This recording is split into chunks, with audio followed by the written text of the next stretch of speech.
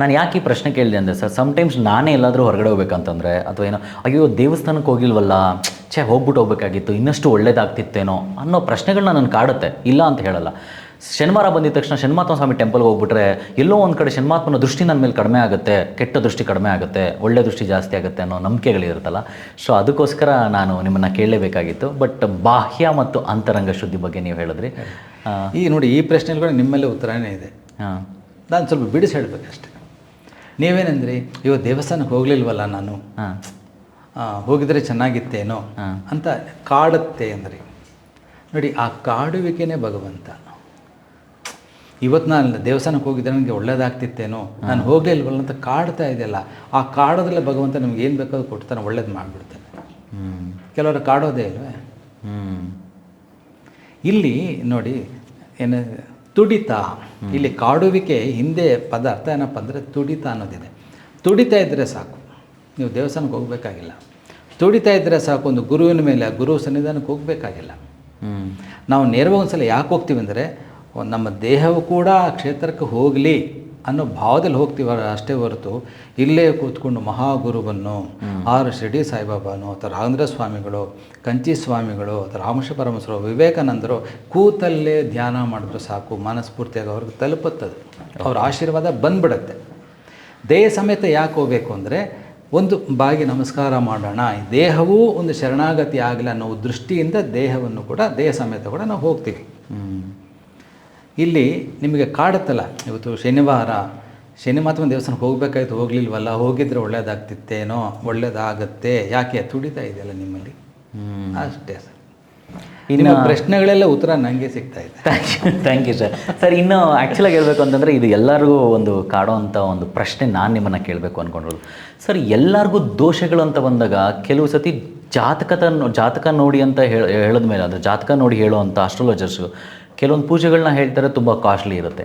ಕೆಲವೊಂದು ಪೂಜೆಗಳನ್ನ ಕೆಲವರು ಮಾಡ್ಕೊಳಕ್ಕೆ ಶಕ್ತಿನೇ ಇರಲ್ಲ. ಸೊ ನಾನು ನಿಮ್ಮನ್ನು ಡೈರೆಕ್ಟಾಗಿ ಒಂದು ಪ್ರಶ್ನೆ ಕೇಳ್ತೀನಿ, ಕಾಸ್ಟ್ಲಿ ಪೂಜೆ ಮಾಡಿದ್ರೆ ಭಗವಂತ ತುಂಬ ಬೇಗ ಒಲಿತಾನ? ಸರ್, ಕಾಸ್ಟ್ಲಿ ಪೂಜೆ ಅಂದ್ರೇನು? ವಿಪರೀತ ಹಣ ಖರ್ಚು ಮಾಡುವಂಥ ಪೂಜೆಗಳು. ಇಲ್ಲಿರೋ ಕರೆನ್ಸಿ, ಇಲ್ಲಿರೋ ನಾಣ್ಯಗಳು ಭೂಲೋಕ ಬಿಟ್ಟು ಬೇರೆ ಕಡೆ ಎಲ್ಲೂ ಅದಕ್ಕೆ ಬೆಲೆ ಇಲ್ಲ. ಭೂಲೋಕದಲ್ಲೇ ನಮ್ಮ ಇಂಡಿಯನ್ ಕರೆನ್ಸಿಗೆ ಬೇರೆ ದೇಶದಲ್ಲಿ ಬೆಲೆ ಇಲ್ಲ. ಕರೆಕ್ಟ್. ಹೀಗಿರುವಾಗ ದೈವ ದೃಷ್ಟಿಯಲ್ಲಿ ಈ ಹಣಕ್ಕೆ ಬೆಲೆ ಸಿಗುತ್ತಾ? ಇಲ್ಲ. ಅದರಿಂದ ಕಾಸ್ಟ್ಲಿ ಪೂಜೆಗೆ ಬೆಲೆ ಇಲ್ಲ. ಆದರೆ ಕಾಸ್ಟ್ಲಿ ಪೂಜೆ, ಕಾಸ್ಟ್ಲಿ ದಾನ, ಕಾಸ್ಟ್ಲಿಯಾದ ಒಂದು ಕೆಲಸಗಳನ್ನು ಮಾಡಿದ್ರೆ ಒಳ್ಳೆಯದೇ, ಚೆನ್ನಾಗಿರೋದು. ಶ್ರೀಮಂತರು ಈಗ ದೇವರಿಗೊಂದು ಚಿನ್ನದ ಕಿರೀಟ ಮಾಡಿಸ್ಕೊಡ್ತಾರೆ, ಒಂದು ಚಿನ್ನದ ಹಾರ ಮಾಡಿಸ್ಕೊಡ್ತಾರೆ, ಒಂದು ಗೋಪುರ ಕಟ್ಟಿಸ್ಕೊಡ್ತಾರೆ. ಆ ಗೋಪುರ ಕಟ್ಟಿಸ್ಕೊಟ್ರೆ ತಾನೇ ದೇವಸ್ಥಾನಕ್ಕೆ ನೋಡೋಕ್ಕೆ ಚೆನ್ನಾಗಿರುತ್ತೆ. ಎಷ್ಟು ದೊಡ್ಡ ಗೋಪುರ, ಆ ಗರ್ಭಗುಡಿ ಎಷ್ಟೋ ಚೆನ್ನಾಗಿದೆ, ಆ ಚಿನ್ನದ ಗೋಪುರ ನೋಡುವ ಭಕ್ತರಿಗೆ ಏನೋ ಒಂದು ದೊಡ್ಡ ಒಂದು ಭಾವ ಬರುತ್ತೆ, ಅಷ್ಟೇ ಹೊರತು ದೈವ ಕೃಪೆಗೂ ಈ ಚಿನ್ನಕ್ಕೂ ಈ ಹಣಕ್ಕೂ ಆ ಒಂದು ವೈಭವಕ್ಕೂ ಸಂಬಂಧ ಇದೆ ಅಂದರೆ ಖಂಡಿತ ಇಲ್ಲ. ದೈವ ನೋಡೋದೇನು? ಕೇವಲ ಅವನ ಅಂತರಂಗದ ಪ್ರಾರ್ಥನೆ, ಅಂತರಂಗದ ಪಾವಿತ್ರತೆ, ಅಂತರಂಗದ ಶ್ರದ್ಧೆ ಮತ್ತು ಭಕ್ತಿ, ತ್ರಿಕರಣ ಶುದ್ಧಿ. ತ್ರಿಕರಣ ಶುದ್ಧಿ ಅನ್ನೋದು ಬಹಳ ಮುಖ್ಯ. ಇದಿದ್ದರೆ ಎಲ್ಲಿದೆಯೋ ಅಲ್ಲಿ ಮಾತ್ರ ಒಲಿತಾನೆ. ಕಾಸ್ಟ್ಲಿ ಪರಿಹಾರಗಳು ಮಾಡೋ ಅಗತ್ಯ ಇಲ್ಲ.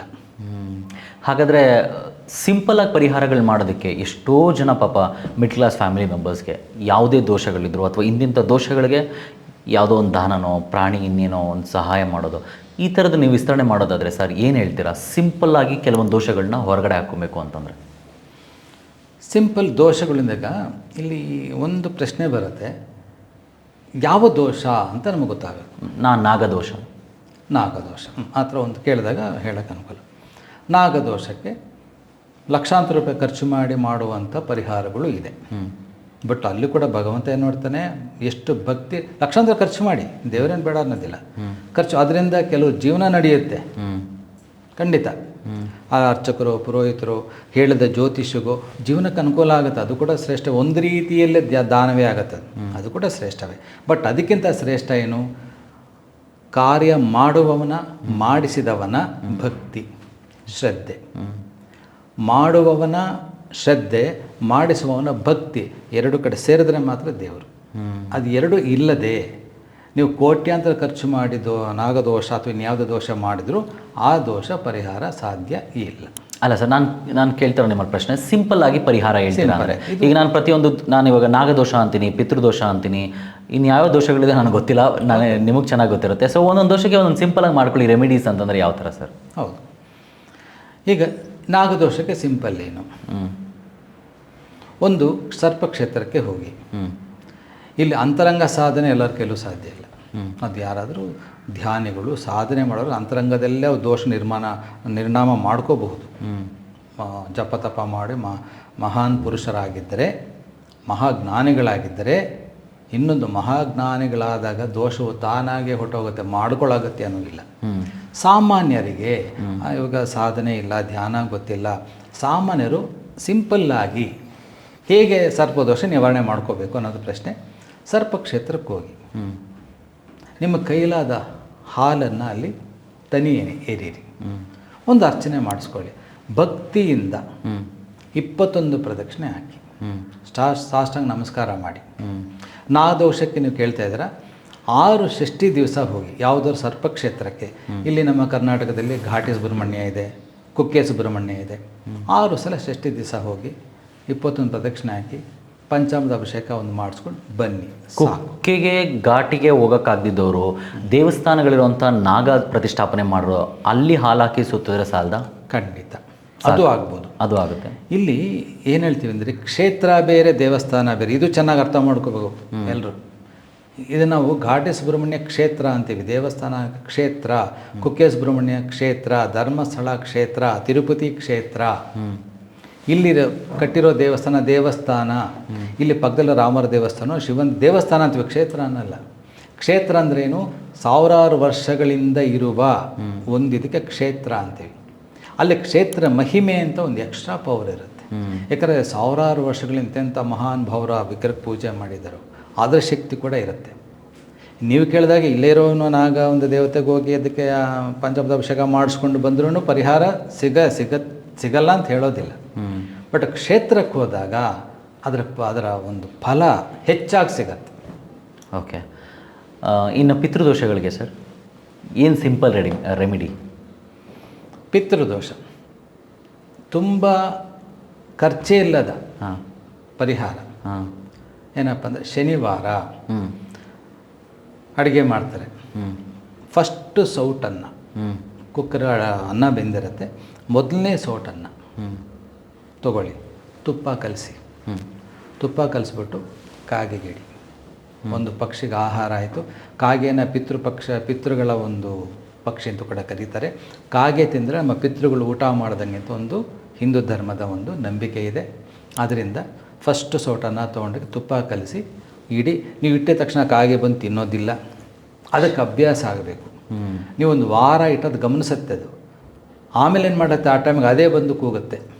ಇದು ಯಾವ ದಿನ ಸರ್ ನೀವು ಹೇಳಿದ್ದು? ಶನಿವಾರ. ಯಾಕೆ ಸರ್ ಶನಿವಾರನೇ? ಶನಿ ಗ್ರಹ ಆಯುಷ್ಕಾರಕ. ಶನಿ ಕರ್ಮಕಾರಕ, ಆಯುಷ್ಯಕಾರಕ. ಅಲ್ಲೂ ಮತ್ತೆ ಸಂಬಂಧ ಇದೆ. ನೀವು ಕರ್ಮವನ್ನು ಹೇಗೆ ನೀವು ಮಾಡ್ತೀರಿ ಅದರಂತೆ ನಿಮ್ಮ ಆಯುಷ್ ಕಳೀತಾನೆ ಶನಿ. ಅದಕ್ಕೆ ಕರ್ಮಕಾರಕ ಶನಿ ಅಂತ ಕರಿತೀವಿ. ಆಯುಷ್ಕಾರಕ ಶನಿ, ವಾಯುಕಾರಕ ಶನಿ. ನಮ್ಮ ಉಸಿರಾಟವು ಶನಿನೇ.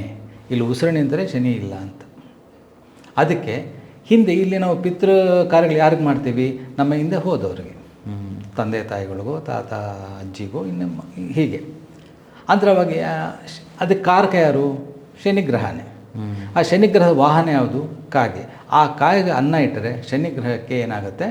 ಸಂತೃಪ್ತಿ. ಶನಿಗ್ರಹಕ್ಕೆ ಸಂತೃಪ್ತಿ ಆದರೆ ಏನಾಗುತ್ತೆ? ಪಿತೃದೋಷ ನಿವಾರಣೆ ಮಾಡ್ತಾರೆ. ಹಾಗಾದರೆ ಇಲ್ಲಿ ಶನಿ ದೋಷಕ್ಕೂ ಇದು ಪರಿಹಾರ ಆಗುತ್ತೆ ಅಂತೀರಾ? ಕಾಗೆಗೆ ಅನ್ನ ಇಡುವಂಥದ್ದು ಇದು ಪಿತೃದೋಷ. ಶನಿಗ್ರಹದ ಮೂಲಕ ಪಿತೃಗೆ ಹೋಗುತ್ತದು. ಓಕೆ, ಶನಿಗ್ರಹದ ಪರಿಹಾರ ಬೇರೆ. ಓಕೆ, ಇನ್ನು ಸಿಂಪಲ್ ರೆಮಿಡಿ ಎಸ್ಪೆಷಲಿ ಎಲ್ರಿಗೂ ಕಾಡೋವಂಥದ್ದು, ಶನಿವಾರದೊತ್ತು ನಾನು ಶನಿ ಮಹಾತ್ಮ ಸ್ವಾಮಿ ಟೆಂಪಲ್ಗೆ ಹೋಗಿ ಎಳ್ಳು ಬತ್ತಿ ಹಚ್ಚಿದ್ರೆ ಅಥವಾ ಆ ಕಪ್ಪೆಳ್ಳನ್ನ ತೊಗೊಂಡು ಹಿಂಗೆಲ್ಲ ದೃಷ್ಟಿ ತಕ್ಕೊಂಡು ಅಲ್ಲಿ ಉರಿತಾ ಇರೋಂಥ ಅಗ್ನಿಗೆ ಜ್ವಾಲೆಗೆ ಹಾಕಿದ್ರೆ ಕಡಿಮೆ ಆಗುತ್ತೆ. ನಾನು ತುಳಸಿ ತೊಗೊಂಡೋಗಿ ಕಪ್ಪೆಳ್ಳು ತೊಗೊಂಡೋಗಿ ಅಥವಾ ಏನೋ ಒಂದು ಮಾಡಿದಾಗ ಕಡಿಮೆ ಆಗುತ್ತೆ ಅಂತ ಹೇಳ್ತಾರೆ. ಸೊ ಭಗವಂತ ಅಂದರೆ ಶನಿ ಮಹಾತ್ಮ ಆಗಲಿ ಅಥವಾ ಯಾವುದೇ ದೇವರಾಗಲಿ ಸರ್, ಎಲ್ಲದಕ್ಕೂ ಒಂದು ಅಂದರೆ ಹೇಳಬೇಕು ಅಂತಂದರೆ ಒಂದು ಲಿಂಕ್, ಯಾವುದೋ ಒಂದು ಪದಾರ್ಥಗಳ ಲಿಂಕ್ ಇದ್ದೇ ಇರುತ್ತೆ. ಸೊ ಇದು ಎಷ್ಟು ಸರಿ ಅಥವಾ ಎಷ್ಟು ಪರಿಹಾರ ಸಿಗುತ್ತೆ? ನನ್ನ ಜ್ಞಾನದ ಪ್ರಕಾರ, ನಮ್ಮ ಗುರುಗಳು ಹೇಳಿಕೊಟ್ಟ ಪ್ರಕಾರ ನಾನು ಹೇಳ್ತಾ ಇದ್ದೀನಿ, ಶನಿದೇವರಿಗೆ ಎಳ್ಳು ದೀಪ ಹಚ್ಚೋದು ಸರಿಯಲ್ಲ.